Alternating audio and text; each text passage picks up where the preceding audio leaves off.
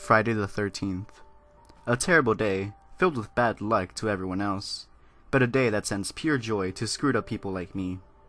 All joking aside, Friday the 13th is notorious for being a generally bad day, filled with nothing but bad luck. Many of us joke about how cursed the day really is, but for people who have triskaidekaphobia, the fear of the number 13, or paraskavidekatriophobia, the fear of Friday the 13th, feel genuinely pretty limited on that day. But why is that? Why do people fear the number 13, and or Friday the 13th?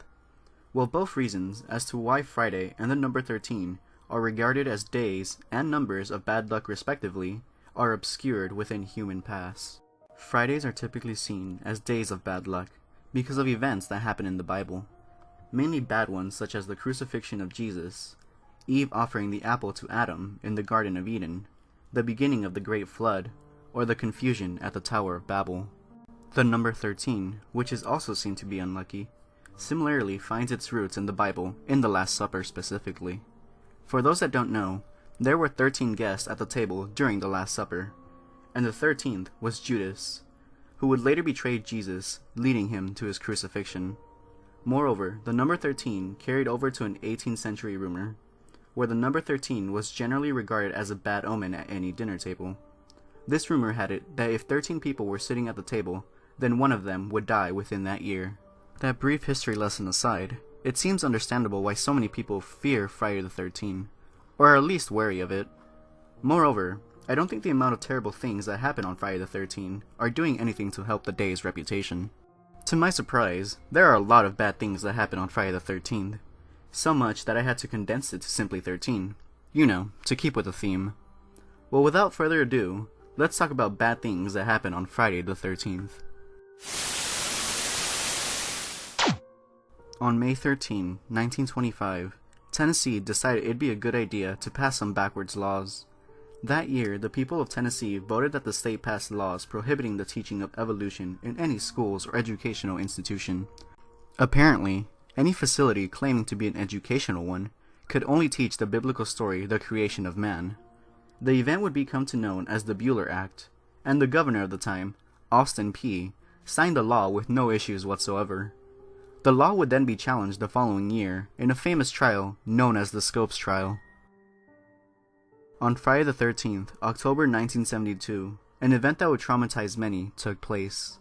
On that day, a plane, Guianing Air Force Flight 571, crashed in the Andes. The plane was carrying 45 people. Sadly, 12 people died on impact. A few more would also meet their end, after an avalanche would hit the remaining survivors. In a cruel twist of fate, those who managed to survive had to resort to cannibalism in order to make it through the days until help arrived. This Andes crash would later be the inspiration for the film Alive. One of the saddest points in history, at least in U.S. history, was the Great Depression. Many Americans had to work extremely long hours, and thousands of people committed suicide because they saw it as their only option. With that in mind, it should be noted that this was the result of a stock market crash, among other factors. So it shouldn't be surprising to hear that another stock exchange crash could induce fear to thousands of people. That being said, on October 13, 1989, the stock exchange suffered a serious crash. In fact, it was the second most damaging in U.S. history, at least at the time. This sent many to a life of crime, and others to commit suicide. On Friday, November 13, 1829, adrenaline junkie Sam Patch decided to perform his signature stunt among a large group of people. He would often jump from high distances and usually made it out alive. In fact, he was most famous for a stunt he pulled at Niagara Falls, where he jumped from the top of the waterfall and surprisingly lived to tell a tale.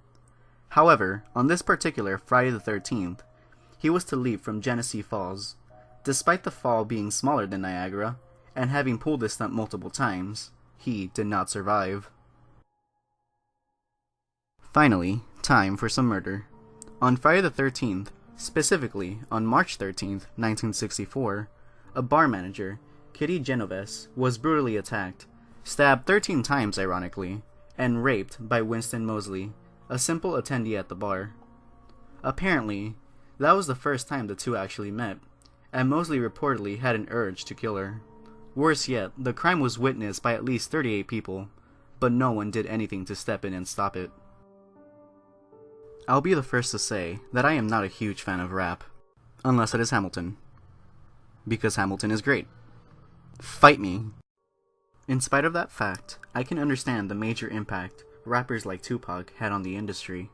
That being said, on Friday, September 13, 1996, was when rapper Tupac Shakur died. While leaving a hotel in Vegas, he was caught in a drive-by shooting. He survived the initial shots. Sadly, he would be pronounced dead at the hospital due to the severity of the wounds. January 13, 2012, was your average peaceful Friday, or so it would seem until tragedy struck. On this day, a ship cruising off the Tuscan coast turned chaotic as the Costa Concordia, the name of the ship, hit a reef. Initially, passengers were evacuated towards the lifeboats, but as the ship began to turn on its side, people had to be escorted off the boat via a helicopter. Suffice it to say, 32 people died on the wreckage. Moreover, the captain of the ship, Francesco Centino, was arrested and charged with multiple accounts of manslaughter for abandoning the ship instead of helping the passengers evacuate. Eerily enough, his final court date was around yet another Friday the 13th in February 2015. Going far back in time for a bit, another terrible thing to happen on Friday the 13th actually took place on August 1521. Many centuries ago, on August 13, 1521, Spanish conquistador Hernán Cortés and his people took complete control over this place, killing thousands in the process. He renamed the city Mexico City, and he pillaged the locals, murdering and raping without a care in the world, essentially ending a once great and powerful society. On January 13, 1939, a huge disaster would hit the Australian state of Victoria. The locale would be hit by one of, if not the worst natural wildfires in the world. The fire was rampant and spread 4,942,000 acres, about 75% of the state, about 1,300 homes, 69 sawmills, and 3,700 buildings were destroyed. Several towns were set ablaze, but luckily, only 36 people died, which was a shock to many of the locals as the fire was so large. Jack the Ripper was a sadistic, although a methodical serial killer. He killed tons of women, mainly prostitutes, during Victorian-era London. Moving forward, prostitute Frances Cole was brutally murdered on February 13, 1891. Her throat was slashed ear to ear, and her body wasn't found until the following morning.